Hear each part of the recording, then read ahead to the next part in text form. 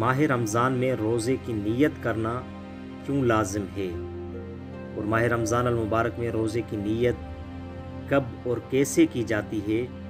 یہی کچھ آج کی اس ویڈیو میں ہم بیان کرنے والے ہیں۔ سامعین معزز، ماہ رمضان المبارک میں روزے کی نیت کرنا اس لیے لازم ہے کیونکہ روزہ ایک عبادت ہے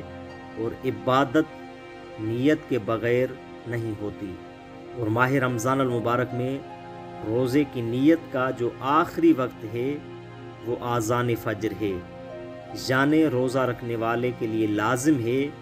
کہ آذان فجر سے ہی روزے کی نیت سے ان چیزوں سے پرہیز کرے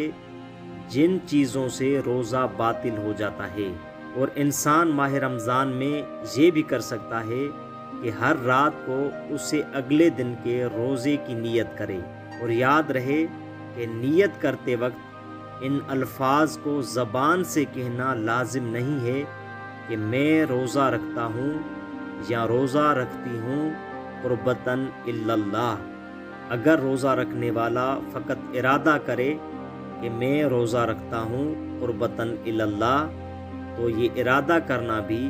کافی ہے۔